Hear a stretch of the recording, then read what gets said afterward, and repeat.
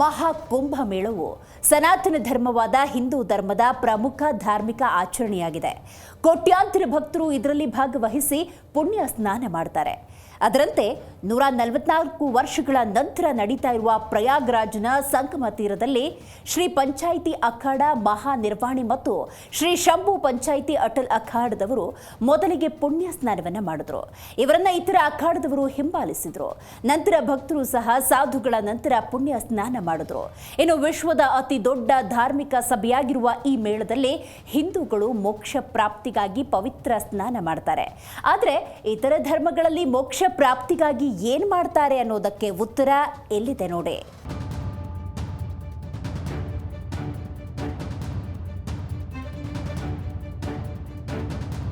ಮಹಾಕುಂಭದಲ್ಲಿ ವಿಶೇಷ ದಿನಾಂಕಗಳಂದು ಪವಿತ್ರ ನದಿಗಳಾದ ತ್ರಿವೇಣಿ ಸಂಗಮ ಅಂದರೆ ಗಂಗಾ, ಯಮುನಾ, ಸರಸ್ವತಿಯಲ್ಲಿ ಸ್ನಾನ ಮಾಡುವ ಮೂಲಕ ಆಧ್ಯಾತ್ಮಿಕ ಶುದ್ಧೀಕರಣ, ಪಾಪಗಳ ಪ್ರಾಯಶ್ಚಿತ್ತ, ಪುಣ್ಯ ಮತ್ತು ಮೋಕ್ಷಕ್ಕೆ ಕಾರಣವಾಗುತ್ತೆ ಅಂತ ನಂಬಲಾಗಿದೆ.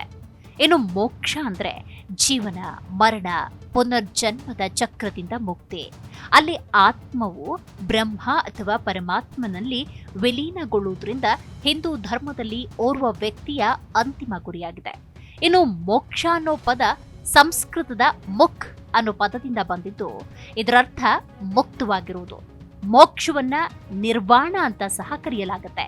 ಮೋಕ್ಷ ಹಿಂದೂ ಧರ್ಮ ಮತ್ತು ಭಾರತೀಯ ತತ್ವಶಾಸ್ತ್ರದಲ್ಲಿ ಬಹಳ ಮುಖ್ಯವಾದ ಸ್ಥಾನವನ್ನು ಹೊಂದಿದ್ದು, ಇದು ಜ್ಞಾನೋದಯ, ವಿಮೋಚನೆ, ಭಾವ ಪರವಶತೆ ಹೀಗೆ ಕರೆಯಲ್ಪಡುವ ಸ್ಥಿತಿಯಾಗಿದೆ.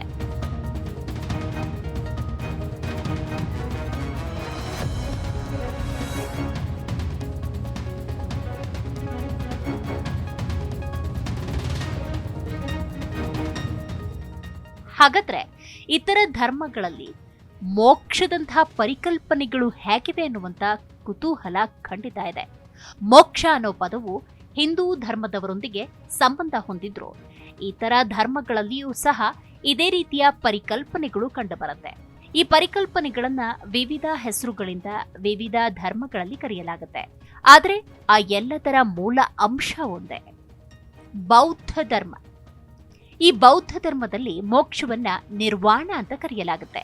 ಒಬ್ಬ ವ್ಯಕ್ತಿಯು ದುಃಖ ಮತ್ತು ಕರ್ಮದ ಬಂಧನದಿಂದ ಮುಕ್ತವಾಗುವ ಸ್ಥಿತಿ ಮೋಕ್ಷವಾಗಿದೆ. ಜೈನ ಧರ್ಮದಲ್ಲಿ ಮೋಕ್ಷವನ್ನ ಮೋಕ್ಷ ಅಥವಾ ಕೈವಲ್ಯ ಅಂತ ಕರೆಯಲಾಗುತ್ತೆ. ಇದು ಜನನ ಮರಣ ಚಕ್ರದಿಂದ ಮುಕ್ತಿ ಪಡೆಯುವ ಸ್ಥಿತಿಯೂ ಹೌದು.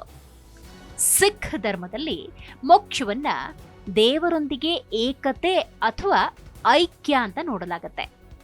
ಇನ್ನು ಕ್ರಿಶ್ಚಿಯನ್ ಧರ್ಮದಲ್ಲಿ ಸ್ವರ್ಗವನ್ನ ಮೋಕ್ಷಕ್ಕೆ ಸಮಾನವೆಂದು ಪರಿಗಣಿಸಲಾಗಿದ್ದು, ಅಲ್ಲಿ ಆತ್ಮವು ದೇವರೊಂದಿಗೆ ಏಕತೆಯನ್ನ ಪಡೆಯುತ್ತೆ. ಇಸ್ಲಾಂನಲ್ಲಿ ಸ್ವರ್ಗವನ್ನ ಮೋಕ್ಷಕ್ಕೆ ಸಮಾನವೆಂದು ಪರಿಗಣಿಸಬಹುದು. ಅಲ್ಲಿ ವಿಶ್ವಾಸಿಗಳು ದೇವರೊಂದಿಗೆ ಶಾಶ್ವತ ಸಂತೋಷವನ್ನ ಅನುಭವಿಸ್ತಾರೆ.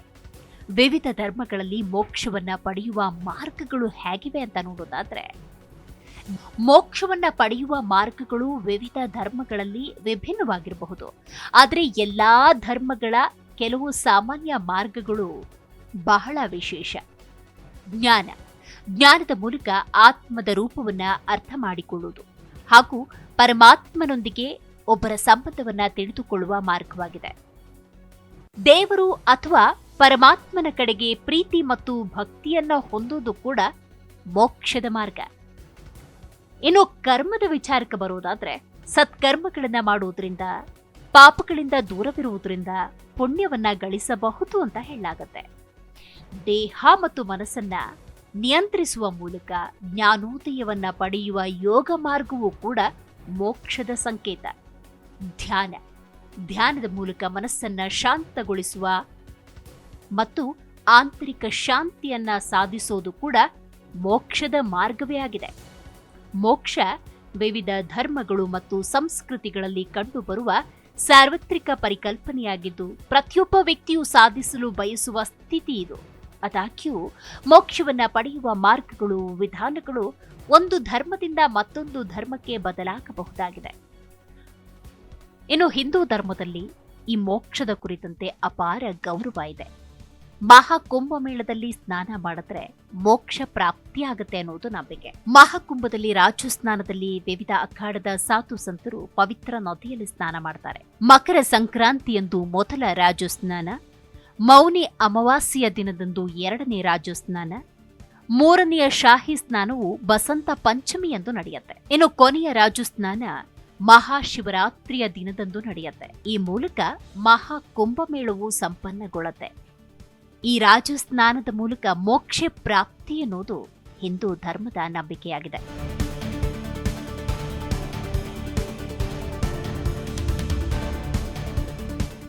ದೇವನೊಬ್ಬ, ನಾಮ ಹಲವು, ಮೋಕ್ಷ ಮಾರ್ಗ ಒಂದೇ, ಧರ್ಮ ಹಲವು. ನೋಡ್ತಾ ಇರಿ ಜಿ ಕನ್ನಡ ನ್ಯೂಸ್, ಸತ್ಯವೇ ಸುದ್ದಿಯ ಜೀವಾಳ. ಜಿ ಕನ್ನಡ ನ್ಯೂಸ್ ಈಗ ನಿಮ್ಮ ಮನೆಯಲ್ಲೇ ನೋಡಿ. ಎಲ್ಲ ಕೇಬಲ್ಗಳಲ್ಲಿ ಈಗ ಲಭ್ಯ.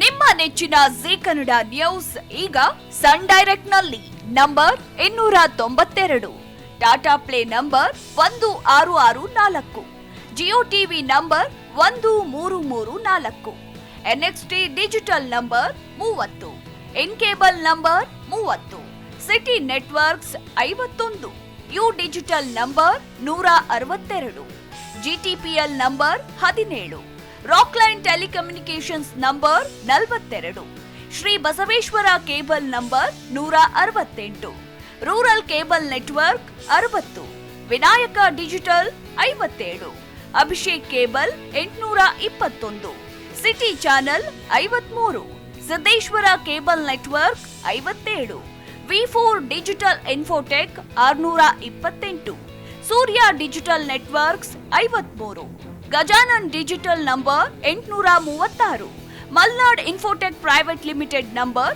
56, metrocast number 830, victory digital number 167ರಲ್ಲಿ ನೋಡಿ ಆನಂದಿಸಿ.